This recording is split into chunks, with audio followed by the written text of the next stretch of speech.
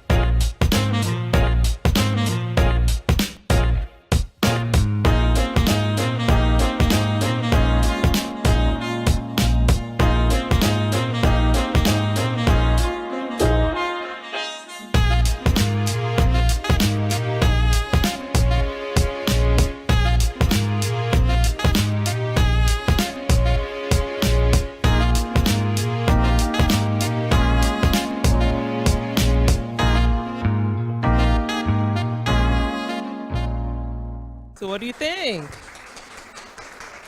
So those were the lovely ladies of DAP.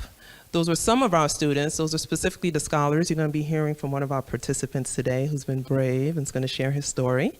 Unfortunately, my co-chair, Sumaya Saleh, could not make it here today. But she has sent a video message, so that's what I'll play for you now.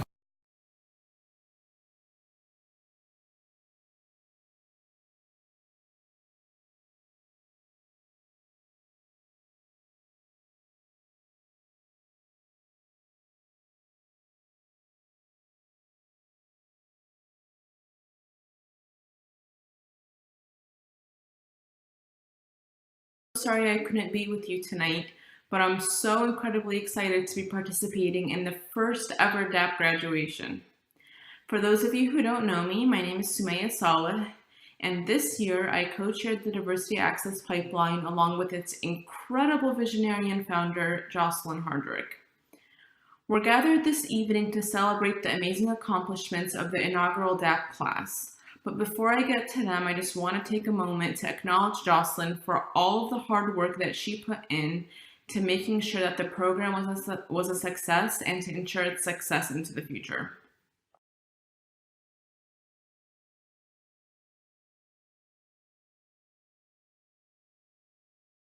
Jocelyn saw a jarring problem in the legal profession, a jarring lack of diversity in all of its forms, and she decided to do something about it.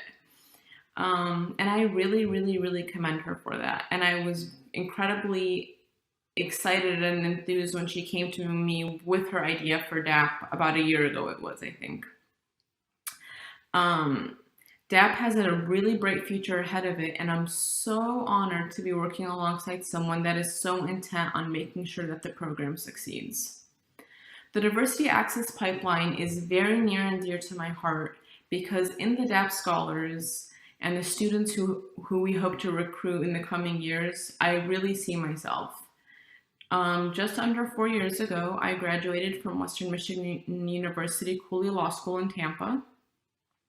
And I spent the first 3 odd years of my practice in Tampa. First, I worked as a staff attorney at the 13th Circuit Court, and then I proudly served as an assistant public defender in Tampa.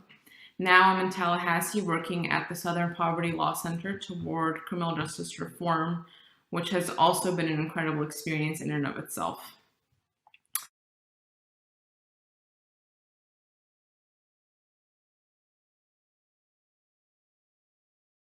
Truth be told, I encountered a number of obstacles during my first couple years of practice. And much of what we teach the DAP scholars throughout the DAP program, through the curriculum that we've designed, that Jocelyn has worked hard to put together, I had to learn a lot of those lessons on myself, and in some instances I was fortunate enough to have mentors to help guide me through the way. But the DAP program really gives students entering the profession the tools that they need to help them overcome the obstacles that they encounter in the first couple of years of practice. And some of the DAP scholars that you're going to hear from this evening already know where they're going to be post-graduation, and some of them, like I was when I was in their shoes, are still trying to figure it out. But in any event, I am so confident that in a few short years, I'm going to be reading and hearing about all of their incredible accomplishments as young lawyers.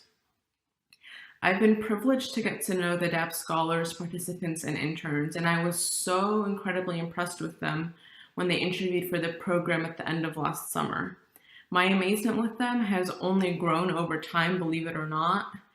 I see in each of them a burning desire to succeed and a ferocity of spirit that will surely help them overcome the obstacles that they will likely encounter in the first couple of years of practice. Even from a distance since I left Tampa, I've been amazed and inspired by the thoughtful reflections that they've written about the modules that they've attended over the year.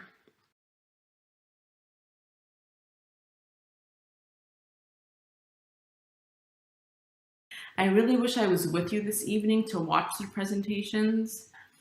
I have just one request of you. As you listen to the DAP scholars speak, I urge you to consider what you can do in your practice or your voluntary bar association to create space for these rising stars as they enter the pipeline to help ease their transition from law school to practice, and to ensure that the Tampa Bay community really benefits from their addition to it. Because I promise you, you have a lot of untapped potential in that room with you tonight. I really hope you enjoy the program.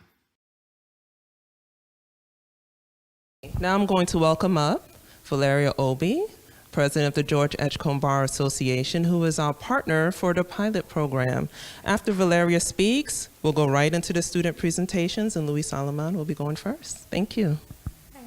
Thank you. Good evening, everybody. Like Jocelyn said, my name is Valeria Obi, and I have the privilege of serving as president of the George Edgecombe Bar Association this year. And so one of my themes going into my presidency was making leadership a lifestyle. So when Jocelyn came to me with this idea, I was like, oh, this is perfect because it fits with my theme. And the program that she outlined was just incredible and was something that I wish that I had as a law student, honestly. And so I hope that you guys took a lot out of this program and that you learned from each of the modules. I had the opportunity to be a panelist at one of the modules. And so I know that you guys got a lot out of a lot of different things each month, the mentorships, all that kind of stuff. So I really, truly hope that you took something out of it, that you used what you got to apply to your careers once you do graduate. And of course, come back and join JIBA and start your own programs and different things like that. Yes. So I just want to be brief, but I just want to say congratulations. We're looking forward to giving you your 5 seconds of fame at the banquet to highlight you guys to everybody. So thank you, congrats, good luck with the bar, and come back and see us. Use JIBA as a resource. We're here for you. A lot of the attorneys are here for you. We want to help you. So definitely don't be shy to reach out to us about anything, because that's what we're here for. So thank you. Hello, I'm Luis. I don't have much of a presentation, but I do want to tell you what the DAP program meant to me. When I applied for DAP, I was interested in access to the curriculum, modules, speakers, and mentors. I approached DAP as an opportunity for an introverted person like me to push out of my comfort zone and do more in law school than hope I never got cold called in class. DAP gave me what I was seeking, opportunities to grow, but in a setting with people I could relate to. I remember I was so nervous before the group interview, I was literally, until the last minute, debating myself whether I would go or not. I would say, what does it matter if I go or not? It's not for a job, it's not for a huge sum of money. Blow it off, save yourself the stress. But I knew, I felt in my stomach, if I didn't go, I would feel like I failed myself. So I went, and I didn't have anything prepared for the presentation portion of the interview, so I winged it. If you ask me, my presentation had to have been terrible. But still, I felt comfortable knowing that I went and I didn't stay at home thinking, what if? This was the first opportunity that DAP gave me, and I'm very happy I took it. I was delighted to receive an email a week later inviting me to participate in the Diversity Access Pipeline Pilot Program. Due to funding, I wasn't able to get a scholarship to go towards bar prep materials, but that wasn't ever what I wanted. I wanted things money couldn't buy, a mentor who I could trust and relate to, speakers who are insightful, accomplished, and who have faced and still face some of the challenges that I have experienced thus far and have yet to see. I grew up in South Florida as the only child to Guatemalan immigrants. My mom made it to what would be an associate degree, and my father didn't finish middle school. The first language I learned was Spanish, and in school nobody could say my name right. For a long time, I didn't understand why some people would look at me funny, or I didn't get why people thought tortillas and black beans were so funny to eat. These are challenges that some people can't understand, no matter how hard they may try, no matter how genuine they're being. I think sometimes you have to know struggle in order to understand struggle, and DAP gave me comfort that I was around others who knew struggle just as I knew it. DAP gave me a lot of purpose, and I enjoyed every module I participated in. I never left Tampa thinking to myself, wow, I really wasted my time tonight. Each module was a new and unique opportunity for me to grow. We touched on leadership, mental wellness, federal clerkships, mentorship, community service, and more. After the module would end, instead of leaving Tampa tired, I felt energized and I felt alive. I'd drive home with the windows down, music up, cruising, and filled with satisfaction. I will miss participating in DAP, so thank you, Jocelyn, and all those who helped put the program together. Thank you to the module speakers and presenters who dedicated their time to DAP. I do have one last thing to say. I almost didn't make it out here today, not because of the nerves I felt during the presentation at the interview, but because today is a sad day for me. My close friend Miguel passed away a year ago today in Orlando. As some of you may know, I have a huge interest in immigration law, and my friend Miguel was a dreamer. He had received DACA status many years ago and wanted nothing more than to stay in this country. He had been here for over 15 years. He supported his mom and his little sister. He worked 2 jobs. I came to law school to help people like him, and even though ultimately he wasn't able to follow his dreams, I would like to speak into this room and into the universe that I'll follow my dreams for the both of us. Thank you. Hi, everybody. My name is Tiffany Colon. I'm a 3L at Stetson University. And these are just 2 of the pictures that you guys saw in our presentation at the beginning, so I wanted to include them. So I kind of organized my presentation by the modules that we did over the semester and last semester as well. I paired up lawyer wellness and time management together because I felt like they complemented each other so well, at least for me personally, because I felt like the better I managed my time, the more I had to focus on my mental health. The culture of law school, and I feel the legal profession in general, is very competitive. It's kind of like a rite of passage who can lose the most sleep to fix or finish whatever they have to do, who can work the hardest and, not spend as much time on their social life because they have other work obligations. So I feel like it's this constant battle of trying to balance your professional success and your mental health. Sometimes it doesn't always balance out. As you can see, the scale is kind of tipping. And I feel like even in law school, that's happened a lot to me so far. So my goal as I go out and I practice in the legal profession is to make sure for the most part, that they are balanced. And so I mentioned diversity, and I don't want to sound negative, but a lot of the things that make us diverse are also the things that have had to, required us to overcome a lot of adversity. So for most of us, we are either first generation students, whether that be finishing high school, finishing undergrad, going to law school. I don't think there's one person in my family that went to law school. I was the first person in my immediate family to finish high school.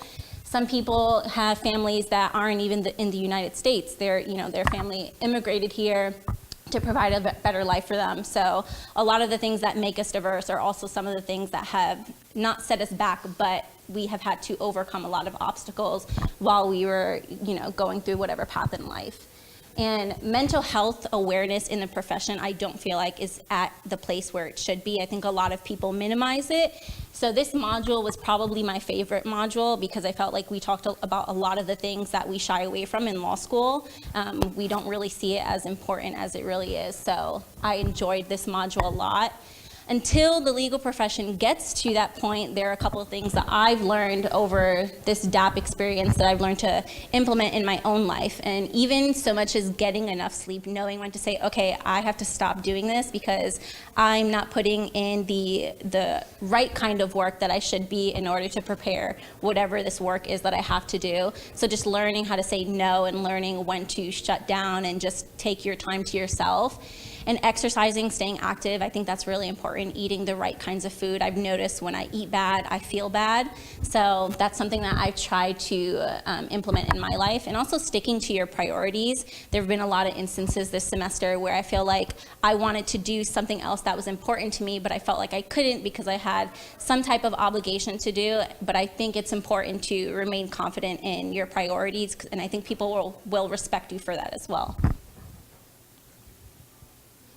So diversity, to me, it sets us apart, not back. Working in an environment and among people that are similar to you and can understand you is important to me. And that's something that I've learned throughout this experience is I don't want to work in a place where diversity to my bosses is just some type of quota that they have to meet. I want them to really, recruit actively people that are exhibiting and have diverse backgrounds. So I put that people with diverse backgrounds don't need pity, we need support. We need you to understand where we come from, and the best way to understand it is to be aware of it. So I think that's something that needs to be discussed in the legal profession, because if you're not aware of it, you can't understand it, and if you can't understand it, you can't help people. So I think diversity fosters a lot of mutual respect, and I think it makes your company a lot better too when you promote diversity within your company and within your legal field, in the legal field. I think people tend to get along better when you can understand where everybody comes from. So before, I never really thought of diversity and what it means to me when I go out and I start working, but after being able to be in a setting where there are other students that face similar obstacles as you and have kind of similar goals because of where they come from, I've realized that that is something that I want to continue to surround myself with. We had a module on federal judicial clerkships, and I think for me, what I took out of was no matter what route you go in life, you can still be successful either way. So we had two speakers that either did a federal judicial clerkship first, and then they went into private practice, or they did the opposite, and both of them had different things that worked for them, but at the end, both of them were really satisfied where they ended up in life. So this module taught me a lot about being open-minded and not just your occupation, but location as well. I think it's important to stay open-minded, and maybe you didn't think that you were going to end up in a different city, but maybe that's what's best for you. So keeping an open mind was something that I took away from this federal judicial clerkship model. We had another module on leadership and paying it forward, and I paired these two up as well. My sponsor is the St. Pete Bar Association, and I got the opportunity to sit in a board meeting, and I thought it was really interesting because it opened up a leadership perspective that I never thought of before. They talked about their budgets and the different programs that they were going to put on for their members and what the different topics were going to be, what the topics they thought were important, and mental health was one of them that they thought was important to talk to with the members.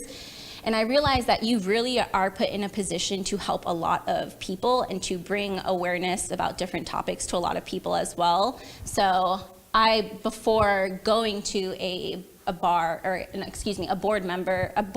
meeting, I didn't think that was something that I'd be interested in. But after going to this, I thought, okay, this is one way. There are many ways to reach a big audience, but I think this would be a good way, especially to focus in on the legal profession and things to help the legal profession.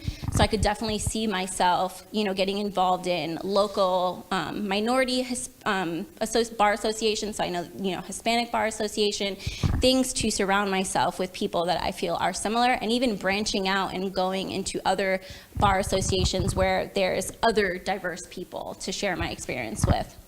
And aside from helping law students with different diverse backgrounds, so after graduation, I'm going to be a prosecutor, and not just within the legal profession, but I think as a prosecutor, you have tremendous power to help the community in general. A lot of groups that are marginalized tend to go in the criminal justice system at a lot more frequently than other people. So as a prosecutor, that's been something that I want to work towards, to make sure that everybody's being treated fairly and equally, because statistics show that they're not. And the last module that I'm going to talk about is mentoring. Before DAP, mentoring wasn't something that was a priority. Having a mentor wasn't a priority. I figured, okay, I can kind of get through this myself. And when you hit law school or even undergrad, you kind of realize that you can't do that, because there are a lot of, it makes things a lot easier when you have somebody that can kind of help you maneuver your way through law school. And so I loved my mentor. My mentor is Janine. And I liked it because we didn't just talk about things that pertain to the legal profession. We talked about a lot of personal things. And so I think it's good to have somebody that you can go to for advice on jobs or, your friends, anything in your life that you feel you're having difficulty with. And so now I know since it's helped me, that's something that I want to do, and staying involved in DAP and helping other law students that are in the same position that I was once in. I think it would be beneficial for them to know that, hey, you're not the only person going through this. There are a lot of other people going through this, and you're gonna see the light at the end of the tunnel. You just have to get there, and I'm here to help you get there. So thank you, Jocelyn, for being a mentor, and thank you for giving us all of these speakers that have mentored us through our law school journey. It's been so helpful. So that is the end of my presentation. Hello everyone, my name is Brittney Lainez, and I am a DAP scholar. I attend Western Michigan University Cooley Law School, and I graduate in April. Thank God. The worst is over. I put Green Day because it speaks to me a little bit, so I'll put it as a background music. Let me just turn it down because I may get distracted. I'll jam it with you guys. Sorry. So, I put this picture in because I am my ancestors' wildest dreams. Both of my parents are Honduran immigrants, and they immigrated here in the 1980s. They met here and they had me and my sister, and they sacrificed everything for me to be here. And just like the book highlighted, my parents sacrificed everything for me to be here, and they crossed the border so I can cross the stage. So with my presentation, I will be talking about my law school journey, and I also will be talking how Diversity Access Pipeline helped me feel like I'm a capable attorney, will make me feel like I will be capable as an attorney. Prior to law school, I would think to myself that I don't belong here.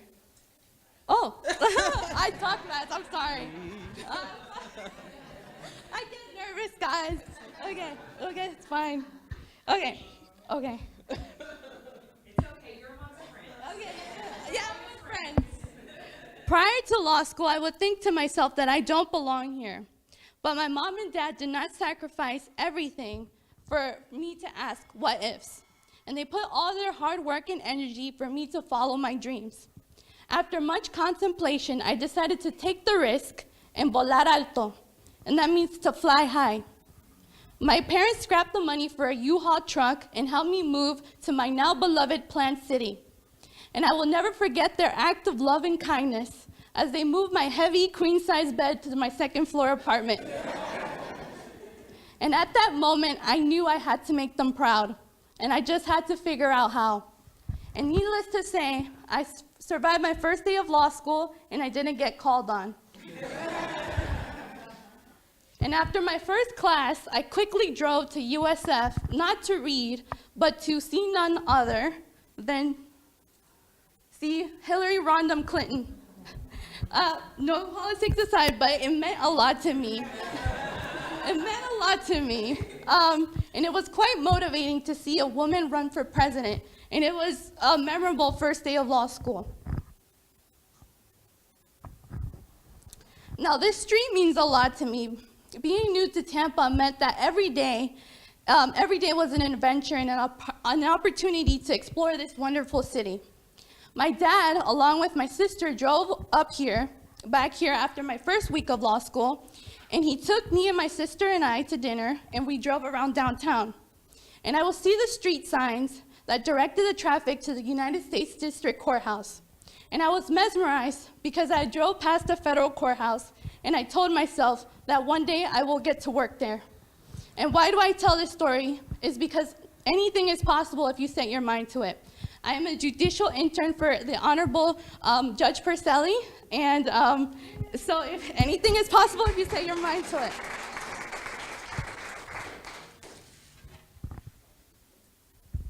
So this is my life, and still is my life in GIFs. So it's gonna get worse, guys, because. But as the song by Fort Minor says, it's 10% luck, 20% skill, 15% concentrated power of will, 5% pleasure, 50% pain, and 100% reason to remember the name. I knew I had to work extremely hard to prove myself. And for a year, I had to study, read, and memorize. I was in competition with myself. And I made the dean's list my first year of law school because of it.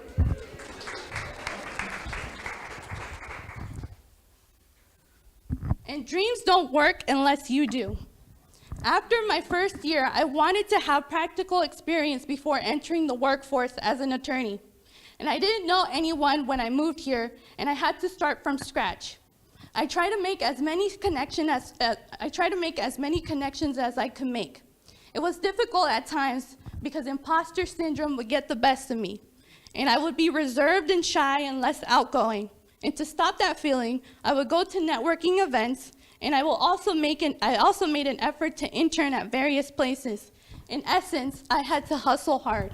So my first internship was the Council of American Islamic Relations, where I was exposed to immigration. And then I had my big break at the Middle District, at the United States District Courthouse, thanks to my friend, Laura Bear, who's here. And then from then on, it opened the door to many opportunities.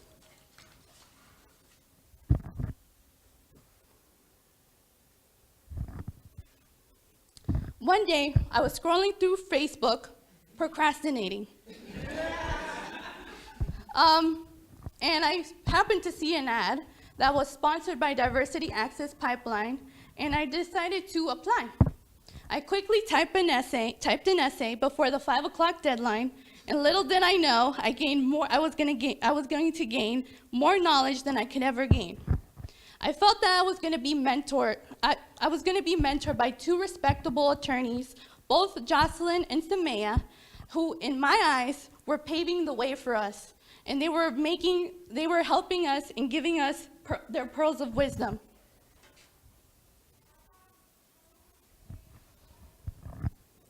And I realized that DAP was a holistic program, and they kept on sending job listings. Before I would send a cover letter or a resume, they would look at it. Miss Jocelyn would look at it. Miss Samaya provided insight for a job interview that I had. And she also took time out of her Saturday to do a mock interview with me. And they are literally my wing women.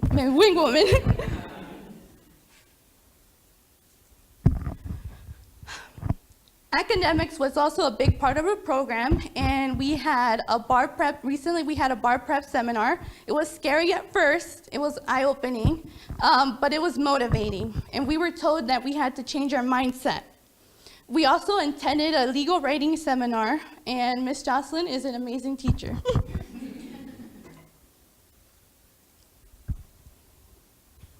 And my favorite modules were the wellness modules and the time management and diversity modules. And my favorite one was the wellness one because we were given advice on how to be healthy while being a lawyer. Time management was also a big module that I really liked, and it gave me a perspective on like how to work hard, and how to manage time more efficiently as an attorney and as a law student. And the diversity module made me feel like I wasn't alone. And this is a collage of my family and my friends who are my big motivators in my life. My grandma, who recently passed this Christmas, I carry her name. Her name is Argentina as well. And I wake up every day and I hope to make them proud. And it's moments like these that I strive for. My mom is my treasure, and it's all about making her happy. And I can't wait to see her tears of joy when I graduate and when I'm being sworn in. So I would like to say thank you to Miss Jocelyn for helping me not feel nervous, and Miss Samaya and all the mentors who helped out. Thank you. Hello, everybody. Hello. My name is Assita Toure. I am currently a 3L at Stetson College of Law. Oh, my bad. Microphone. I am currently a 3L at Stetson College of Law. So I learned about the Diversity Access Pipeline program from a career source mentor at Stetson. She presented the program to me as a partnership with JIBA. I was looking for help for the bar because I was like, it's expensive. And so I thought, like, going into it, I assumed it was like, like the regular bar prep scholarships that are usually offered. And I found out that it was so much more. I learned that Diversity Access Pipeline was going to help us to become better lawyers overall and in everything that we were doing. I realized this very early on when I got the email back saying that I had an interview. And I was like, yay, I got the interview. And then I saw that we had to do a presentation, we had to do all these different things. And I was like, okay, this is serious, this is much different than the usual bar prep scholarships that are offered. So for me, the application process, it was interesting because it showed that they cared about us and they cared about the work that we were putting out. So some of the things that we had to do for our application process is we had a presentation, and in that presentation we addressed our law school experience, focusing about the theory of law, the practice of law, and something we learned about ourselves so far in law school. My overarching theme was details matter. With that, I believe that details matter in the practice of law, and they matter in law school as well. Making sure everything, you focus in on the details and it can change the outcome as it goes along. We also had to do a writing sample, which was I believe 30 to 40 minutes, and we did a writing sample about how the interview process was going so far. We also had a proofreading exercise, a group interview, and a one-on-one interview. So this interview process, it was long, it was draining, but it gave me hope. It gave me hope that I would learn something from this, even if I didn't get the scholarship. Thank God, I got the scholarship. I got the scholarship, and we were up and running, and some of the things we had were the modules. The modules were super helpful for us because they kind of encompass everything that you needed as a lawyer and let you see that there's a lot that goes into the law. There's a lot of things that impact you, and there's a lot of things that you need to be focusing on and getting ready as a law student. So some of the modules we learned was lawyer wellness, bar review, federal clerkship, time management, diversity, legal writing, mentoring, all things that we all already spoke about. But I have lawyer wellness in the middle, as many of the other scholars have addressed. That was one of my favorite programs, because in law school we don't have very great wellness. So I think it was important to see that, the competitive environment, it does drive us and it does make us nervous. It does allow us to start forming bad habits, but we still need to focus on ourselves, and I think that was really important. So another impactful module for me was the federal clerkship module. And in that module, we learned about federal clerkships and that opportunity, and it kind of opened my eyes to this different job opportunity that I wasn't looking at before. One of my goals is to become a judge. So I think an opportunity like that will go to help me to become a better judge and realize what I need to do going forward to get in that path. And I think working under a judge is the best way to get that kind of experience. So with the lawyer wellness module, it was the most impactful for me. And another thing that goes into the diversity access program was a journal article. So I wrote my journal based off the wellness module. And the wellness module, it was so impactful because of the fact that I can see it happening as I am in law school. We all know that lawyers have terrible wellness, and we need to get better at it. And there are a lot of bar associations that are doing work to kind of help lawyers get help with their illnesses and substance abuse and alcohol abuse. But for me, my view was that it needs to start in law school. The basis of my journal article was based on this statistic that I found. And this statistic found that in law school, that 17% of law students experienced some level of depression, 14% experienced severe anxiety, 23% had mild or moderate anxiety, and 6% reported serious suicidal thoughts in the past year. As to alcohol use, 43% reported binge drinking at least once in the prior 2 weeks, and nearly 1/4, or 22%, reported binge drinking 2 or more times during that period.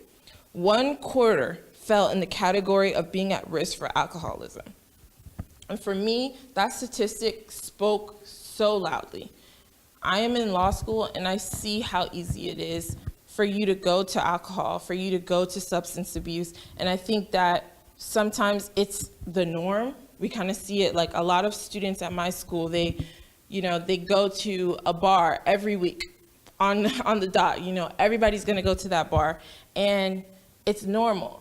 And I think that we're focusing on it too late, because these traits and these habits are developing while we are in law school, and focusing on what we can do to help students before they get to the point of it being too late is really important. So some of the solutions that I came up with, before that, one of the most worrisome aspects about the rates of illness listed above is that many students are aware of the issues that they have. And the study also found that 42% of students need help for poor mental health, but only half of them are seeking it out. So students know that they have these issues, but not a lot of students are actually going to places to get help for those issues. And that is a severe problem. Showing students that it's okay to seek help and they shouldn't feel ashamed if they do have these issues, and then showing students that a lot of students are struggling and a lot of them are going to these sources, alcohol and substances, illegal substances, to get relaxed or, to cope in this stressful environment is important, so that they can see that, these are not traits that they need to bring with them into the legal profession. So,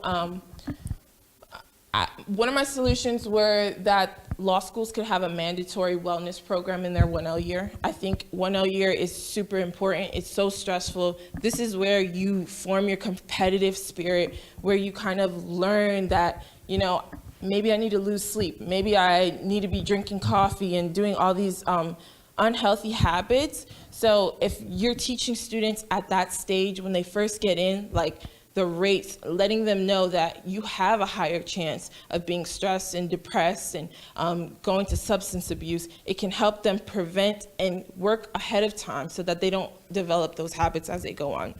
Another one of my solutions was hiring at least 2 professional counselors for campus. I know most campuses have professional counselors, but I think having 2 is important because there's a 42% of students that are not going to help, but the other percentage are going to help. And I know with a lot of the counselors, they are busy and they don't have enough time to support the amount of need that they need to be helping. So having 2 will allow students to have more access to help that way. And then the last more obvious suggestion is for law schools to discourage or eliminate altogether alcohol-centered events. And then, okay, so overall the Diversity Access Pipeline program has given me the confidence in my ability to be a good lawyer. We spoke about how, you know, having the imposter syndrome and being a diverse candidate, it's kind of scary. It's kind of daunting because you don't know what is out there to expect. I don't look like the people that are normally applying.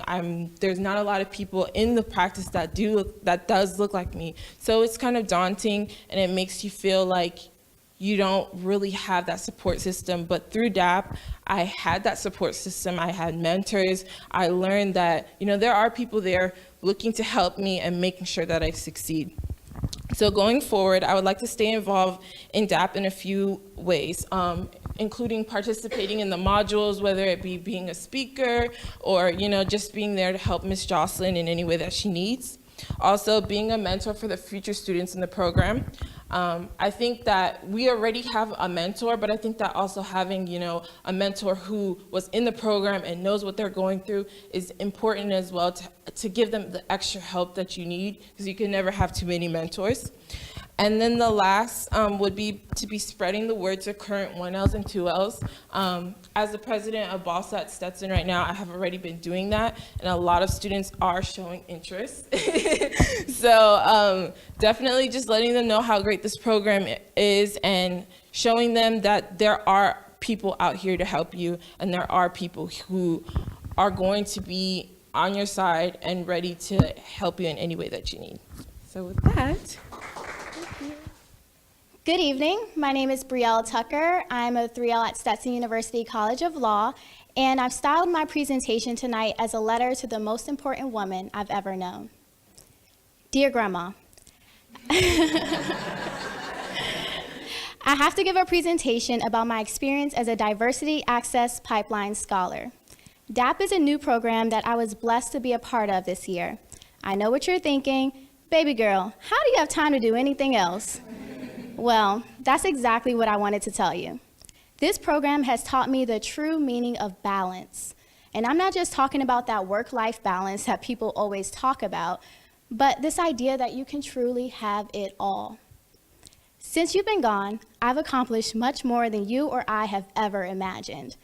After graduating with honors and Dean's List distinction from the University of Tampa, that's right, I moved to Florida, and I decided that Tampa Bay was my new home. After graduation, I worked as a staffing manager for the world's largest staffing company, and I loved it. So much that I realized that talking to businesses was kind of my thing. My analytical abilities that I credit you for, since we spent hours trying to solve jigsaw puzzles, made me realize that I had to put this inquisitive nature to use. So, in just 59 days, I'll be graduating from Stetson University College of Law. Balance is defined as keeping things in a steady position so it doesn't fall. During my tenure at Stetson, I've done a lot. I've been an ambassador, member of Moot Court, trial team, SBA rep, Miss JD Fellow, Sub-Regional Director of Sir Balsa, Judicial Intern to the Honorable Justice Honeywell, and a DAP Scholar. But I haven't fell. Although I like to stay busy, and I admit I was worried about balancing the rigors of law practice, bar associations, and outside organizations, this DAP program has finally made me realize that I can truly have it all. You see, we had modules that covered every concern that I had about law practice, and even those concerns I didn't know I had. In our wellness module, I learned several tips to survive a busy workday, such as taking the stairs when you want to skip leg day, or, or making a morning routine that works for you. The beginning of the presentation gave a lot of insight on the importance of taking those small breaks. Those small moments, such as walking to the water cooler, may seem simple but effective because we often forget how much time we are actually staring at our computer screen. I also enjoyed learning about clerkships, which would be the opportunity to work under a judge and contribute to judicial decision-making. I've met and networked with current clerks and those who have had clerkships and gone on to do amazing things. We even had a module where we talked about solo practitioners. Now, I know you always said, baby, be your own boss.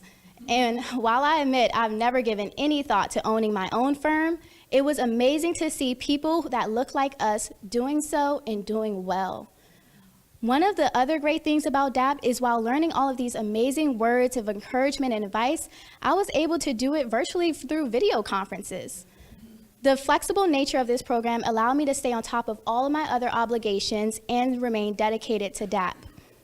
We write reflections after every module, and Grandma, I want to share with you a few lines from one of my first reflections. On December 2nd, I wrote, "In a couple of years, I know I'll feel successful when I have a career that makes me excited to go into the office. There are several obstacles that I'm sure I'll face along the way. A huge obstacle will in fact be my own self-doubt. I relate strongly to what has been interpreted as imposter syndrome. However, as we have just finished this module on mentoring, I find it necessary to say that I feel blessed to have several mentors who have been able to help me through this feeling of self-doubt. Most of my mentors are Black professional women who have, like me, faced adversity on their journey towards success. I seek their guidance and advice, usually to just vent or talk about what's going on. And I owe a great deal of my law school success to these women who have answered my call, planned a bite to eat, returned a missed call, or even FaceTimed when something was really going on. Grandma, although you're no longer here, I know I could always depend on you to lift me up when I felt down. And this program has allowed me to still have that. I've met colleagues and mentors throughout this program whose friendship is invaluable. After passing the bar in July, and yes, you taught me, always speaking into existence, I will be a new associate at Bush Ross in Tampa, Florida. I'm thrilled to be the first attorney in our family, the first one to attend and complete any type of graduate study, but most importantly, to be your granddaughter. This road has not been easy, but I thank God because the journey was surely worth it. Thank you, Diversity Access Pipeline, all of our sponsors, our supporters. We are truly lucky to be the first inaugural class, and I know from everything we've learned, we will truly have it all. Good evening, everybody. My name is Jemima Pierre Zetrenne. I'm 30 years old, and I am a 3L graduating in 30 days, exactly from today. I'm definitely counting. From the Western Michigan University Thomas M. Cooley Law School. I am an editorial board member of the Western Michigan University Cooley Journal of Practical and Clinical Law. I am a Phi Delta Phi Legal Honor Society member. I'm a graduation marshal. I have my associate's degree in criminal justice, and I have my bachelor's degree in criminology from the University of South Florida. And I also have my certificate in paralegal studies, and I am currently a full-time employee for Progressive PIP House Counsel's office as a legal assistant. And I've been working throughout my whole career at Cooley, full-time. while going part-time at Cooley. I'm also a wife, and I'm also a mother, and I am a Diversity Access Pipeline Scholar. And my ultimate goal is to become a criminal prosecutor. I first found out about the Diversity Access Pipeline while I was at work, and I'm a student member of the Georgia Judge Cone Bar Association, and so I get the weekly emails, and I was scrolling through it, and I saw this opportunity for this scholarship, so I said, I'm perfect for that. So, and it was about diversity, so I said, duh, I'm gonna apply. So I applied. I thought it was just gonna be some scholarship that they were just gonna give, and that was gonna be the end of it, but I did some research. I did some research into the program, and I said, this is really interesting. I'm definitely interested in this now. And then when we got to the interview process, and I was like, whoa, this is gonna be a lot of work.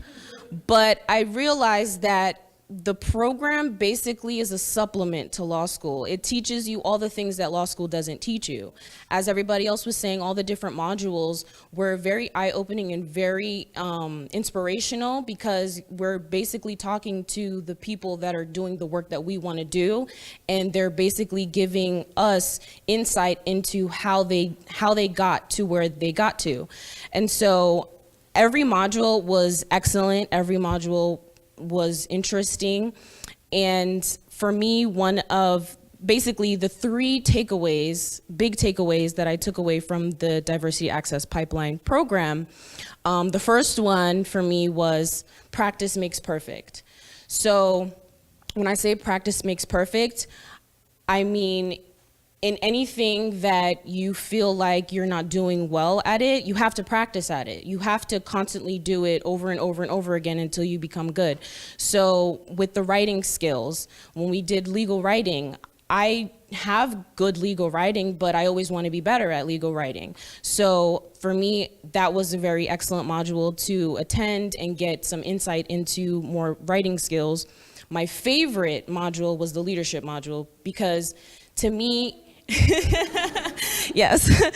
To me, the leadership module is something that law school might not necessarily prepare you for. They prepare you to be a good lawyer, but do they prepare you to be in leadership positions, to make a difference, to change your community, to help others, to do whatever goals that you're trying to get to?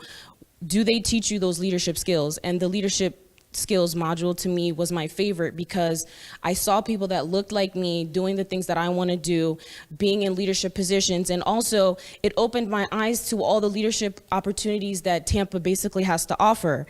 And if you don't know about certain things, you're never going to be able to be in those positions. And so all the leadership skills and all the leadership and development programs that there are all over Tampa Bay, not just for attorneys, but other sectors and areas in the community, all you have to do is know about them, and once you know about them, you can put yourself in a position to get to that point to be involved in those programs. So that was great. And then the bar exam skills, that was the last module that we had, and going to that module, as one of the other scholars said, the biggest takeaway that I took from that was mindset and changing our mindsets. And a lot of times we get so stuck and have blinders on and think that there's only one way to think about something, but you should always be creative in your mind and think, that's not the only way that we can think about it. We can think about it in a different way, whatever the case is.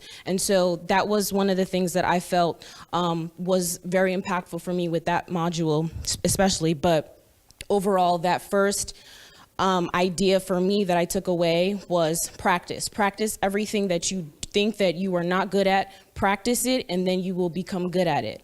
The next biggest takeaway that I took from the Diversity Access Pipeline program was mentorship. Mentorship is extremely important. And I have a lot of mentors, a lot of attorney mentors in my life, Jocelyn now being another one of them. And so for me, it's always the idea of, if you need help, ask for it.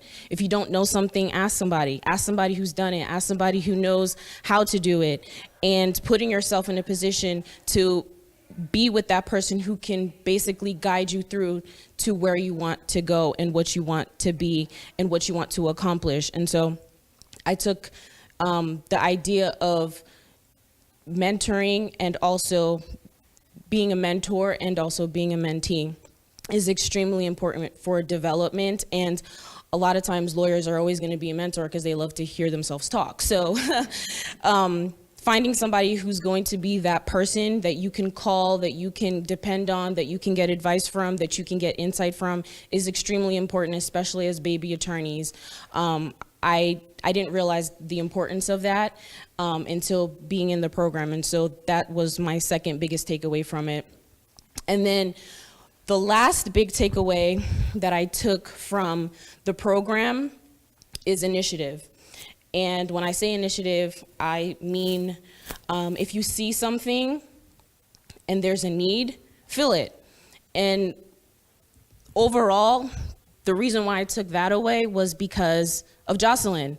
She saw that there was a need in the community for there to be a pool that can be pulled from when big law firms, big organizations or whatever, they need diverse candidates. They need diverse people in positions that have insight into things that, to be honest, maybe old white guys might not know about. And so allowing for there to be a pool for these organizations to pull from qualified, good attorneys and candidates to be able to get into those positions, not only just as attorneys, but also in leadership.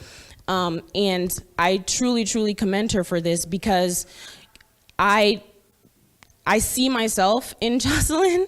And so I feel as though because she's been able to pull off what she's been able to pull off with this program, I see that I can do the same thing too in the future. I can come up with a program like this, maybe not for attorneys, but in another sector, in another way, but making sure that when you see that there is a need for something in the community, and you see that there's a lack of something in your community, and you feel like, well, I'll just wait for somebody else to do it. You don't have to wait for somebody else to do it. You can do it yourself. You can put it together and do it yourself. Find the support of people in the community that like your idea, have the same vision as you, and you can pretty much do anything that you put your mind to and you set a goal for it. So those are basically the three biggest takeaways that I took from the program. I'm very grateful to the program. I had a great time in the program. I made some friends in the program, and I feel that I really hope that the program continues to succeed and do really, really, really great things in the Tampa Bay community because it's definitely needed, and I feel that I can definitely be a part of DAP forever. So that's basically my presentation. Thank you. Okay, so we have a treat now.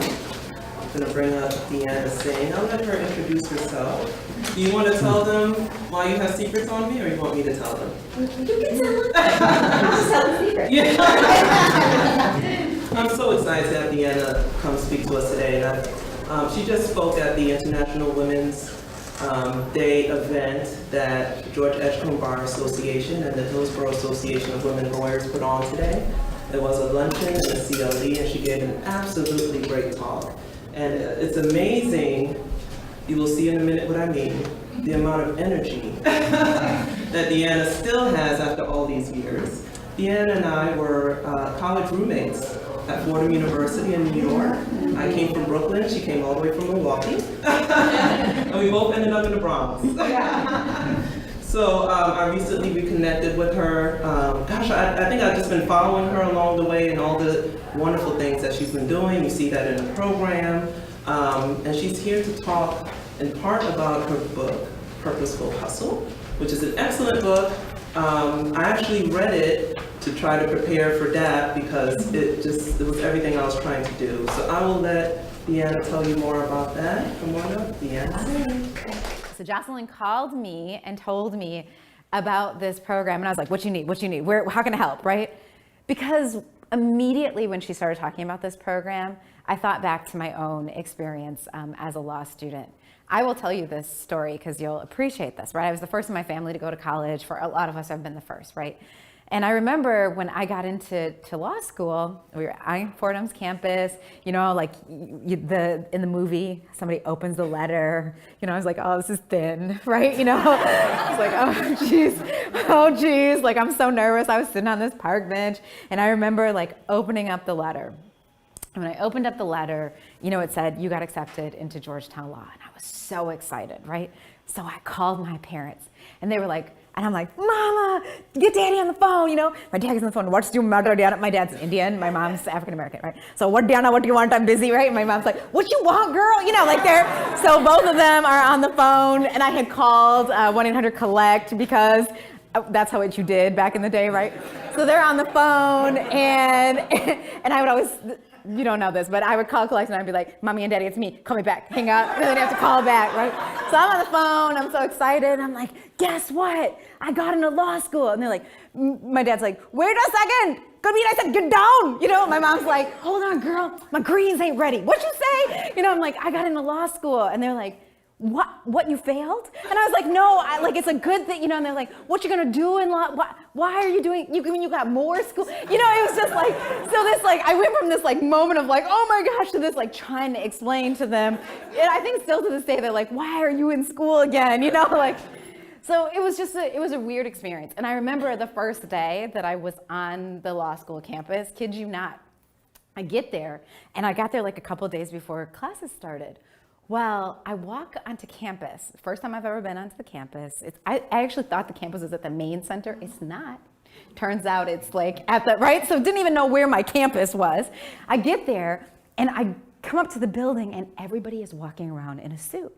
So what do? I call my mama and I'm like, Mama, I didn't even know this, but they have a uniform at law school. She was like, what's the uniform? I'm like, everybody wears a black suit. Mama, I don't have a black suit. She was like, well, go get it. And I went and got a $15 black suit. I don't know if you know Fascination, right? But that was right? So I went and got a $15, because I thought like you had to have a uniform. Turns out it was the 2 and 3Ls and they were there for interviewing. This just shows you like the lack of knowledge, right, that I had going into law school. And so when Jocelyn told me about this program, I was like, anything you want. Like anything I could do to help you, because I remember how terrified I was and how paralyzing it was for me, right? And how out of water I felt, but also how out of water my whole family felt, right? The whole thing about it.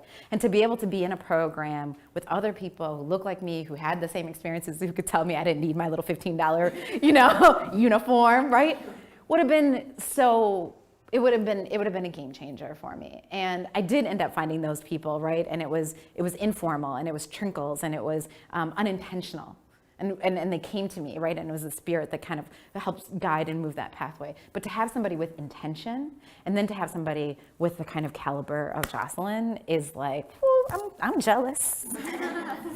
What I will tell you about my dear friend Jocelyn. So we were in undergrad together, right? And so there should be like all these crazy whatever stories, and we have funny things, you know. We lived with 7 girls in our junior and senior year, so yes, we have some stories to tell. But actually what I wanted to share with you is that one of the things I always have appreciated and can tell in the comments that you made here today is that whenever I went to Jocelyn and had a question, I knew even if what she was gonna say might hurt a little bit, she was always going to be honest, right? So if there was something that I was like, right? I was like, man, I'm going to go ask Jocelyn. And I go, and she'd give me the look. You know this look. Do you know that look? Am I right? And she does this thing where she like, I don't know, like secretary, but she just gives you this look, and I'm like, okay, brace yourself. And then she'd tell me, and I might be mad for a minute, but I still reflect back on the things that Jocelyn was honest with me about when other people wouldn't. And I think the reason why she was honest is because she cares. She doesn't do this program for money. She's not doing it for notoriety. She's not doing it because She's doing this because she genuinely cares about you and about the other people who are going to come through this. And you don't always get to meet that level of authenticity, and you don't often get to see it over decades, and you don't get to see it mature. And so for me, it's just a joy to be here. It's a joy to see the impact that you're having, and it's a joy that all of that beauty and intelligence and all of those things that you have put it into a place and into a spot where you could bless other people. That's dope, girl. I'm glad you're my friend. So Jocelyn called me and told me about this program, and I was like, what you need, how can I help, right?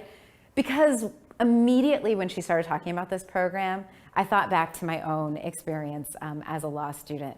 I will tell you this story because you'll appreciate this, right? I was the first in my family to go to college. For a lot of us, I've been the first, right?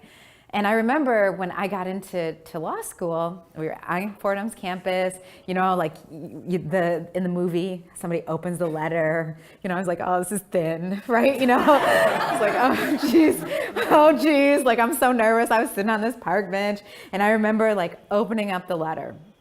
And when I opened up the letter, you know, it said, you got accepted into Georgetown Law. And I was so excited, right? So I called my parents, and they were like, and I'm like, Mama, get Daddy on the phone, you know? My dad gets on the phone, what's your mother, Deanna? My dad's Indian, my mom's African-American, right? So Deanna, what do you want? I'm busy, right? And my mom's like, what you want, girl? You know, like so both of them are on the phone, and I had called 1-800-COLLECT because that's how you did back in the day, right? So they're on the phone, and I would always, you don't know this, but I would call Collect and I'd be like, Mommy and Daddy, it's me, call me back, hang up, and then I have to call back, right? So I'm on the phone, I'm so excited, and I'm like, guess what? I got into law school. And they're like, my dad's like, wait a second, I said, get down, you know? My mom's like, hold on, girl, my greens ain't ready. What'd you say? You know, I'm like, I got into law school, and they're like, what, you failed? And I was like, no, it's a good thing, you know, and they're like, what you gonna do in law?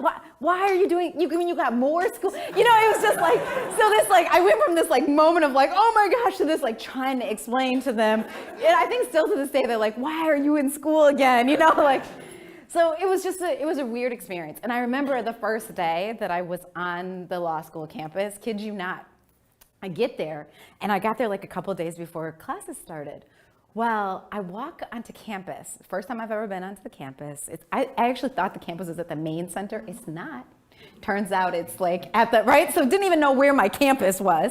I get there, and I come up to the building, and everybody is walking around in a suit. So what do? I call my mama, and I'm like, Mama, I didn't even know this, but they have a uniform at law school.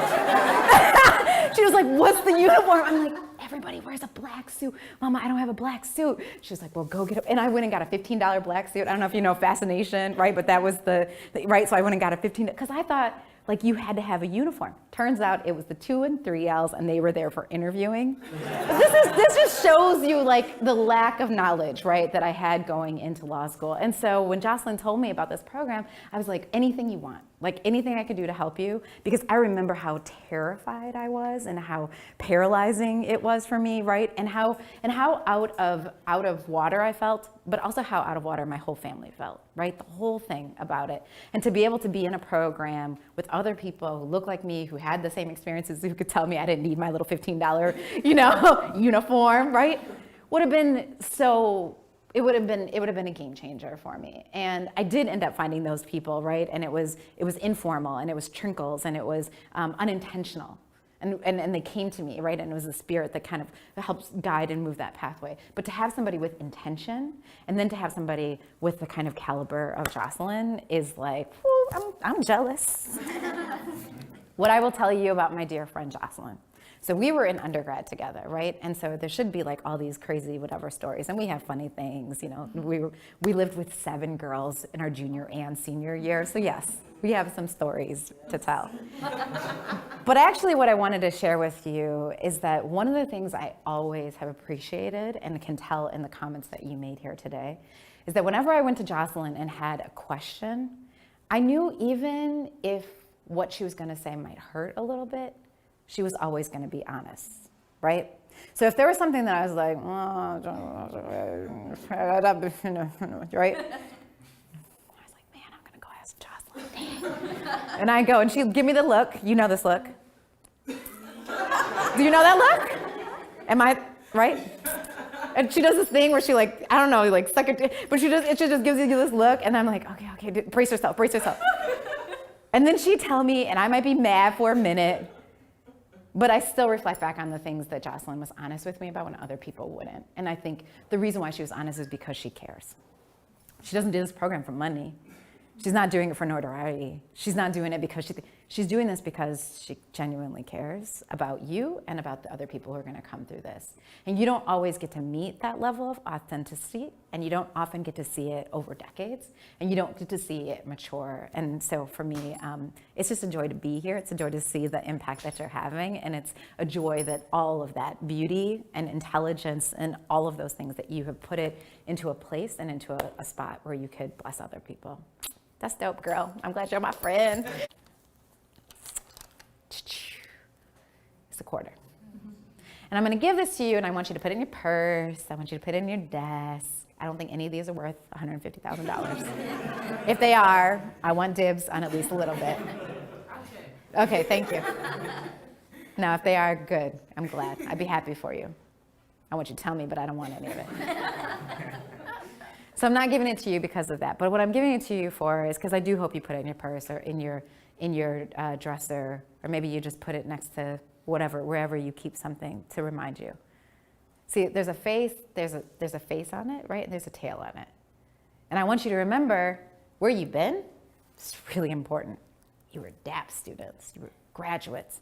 You were grandchildren. You are daughters and sons of. Where you've been is really important. And where you're going is really important too. Because where you're going is a place where a lot of us haven't been before. And I want you to go and bring all your value there. It's just a little gift from me. I'm very proud to be in this room amongst so many amazing leaders.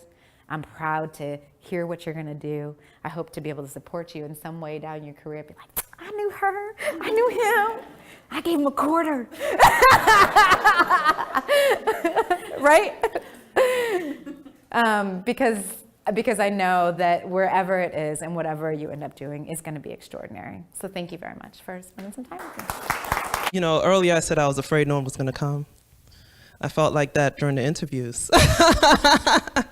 You heard the students say, there were a lot of requirements. They want essays, and so I was like, maybe I made it too tough, you know? I started DAP because I wanted to create a program that filled the gap.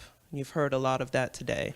The gap in the skills you learn in law school, the gap in diversity, the imposter syndrome that starts to settle in, even though, as you can tell, these students are outstanding, aren't they? Yes. They're outstanding. And yet, they still doubt themselves, just like I doubt myself sometimes. But I wanted to train students who would become lawyers who lead, mentor, and inspire. Are we on our way to that? Yes, absolutely. You know, we could use something like that in Tampa Bay. And, but I said, well, who would run it? How would it be funded? Would the legal community embrace it? And several months later, I realized I could run it, don't need that many funds, and I will create it and they will come. And I went to one of my good friends because, again, imposter syndrome. I thought I can't do this by myself. I need someone more experienced and more connected. I'll go to her, and I pitched it to her, and you know, and she politely declined and went on to do great things. And then I was devastated, honestly, because I thought I can't do this by myself. But several months later, I started to read all these articles about how diversity in the legal community is falling behind, and women are leaving the law practice in large numbers, even though they're 50% of the students graduating. People of color are feeling left out. They're not able to pass the bar exam. They're having all these other issues. And I thought, you know, I think I can do this. I found renewed faith. And I saw an opportunity here in Florida. And I went to the Florida bar. They had a diversity grant. And Valeria Obi was so kind, as she stated earlier. I went to her and asked her, would you partner with me to do this? And she said, of course. And I thought, okay, I'll do all the work. Just sign on the dotted line. And that's what she did. And then I attended a conference of other bar leaders, people who encouraged me and said, you know, we need this. They all agreed that we need this, and someone should do something about it. And I guess that person was me. So as Sumaya stated, I met with her because I actually met Sumaya when she was a law student interning, and I saw a lot of potential in her. And frankly, I heard a lot of comments because she wears hijab. And there were people who were scared of her being at the courthouse. And I thought, what chance is she going to have of getting a job if people are scared to even have her in the building? But she was outstanding. She really was. She is so intelligent, and I was so heartbroken to hear those comments. But as you can see, she's gone on and done great things. And so I knew she would understand what I was trying to do with the program because she's been there. She's understood it. More than any of us, she stands out, especially during these times. And she does not let that stop her. She's gone forward, and she can share what she's learned with students coming after her. So with Sumaya's help, I was able to put together the interviews because all that group interview, essay writing, it was like a logic puzzle from the LSAT. Y'all remember that? Trying to organize everyone? And so she helped me out with that. And then I think 2 days before the deadline, I had one application. One, Assita. And I started to get nervous. I said, no one's gonna apply. I made this too hard. I set the standards too high. Will these millennial students rise to the occasion? And they did. And we got 10 applications, 8 students showed up, and several of them are here today. And they impressed us so much. I was so glad to have Luis, who was unprepared, get up and do it anyway, and Assita, and Brittney, and Jemima, and Brielle, and Tiffany. And I have been completely blown away by their participation, by their reflections. They've shared their personal stories with me. They've shared some of it here today, and they've done an absolutely outstanding job. So I'm so glad that they took a chance on me, on this brand new program, and that they've set this wonderful example for something that we can grow on going forward. So thank you all for being here. Thank you to all our sponsors. They're in a wonderful program. Thank you for all the love and the kind words. I really do appreciate it. Thank you so much for coming.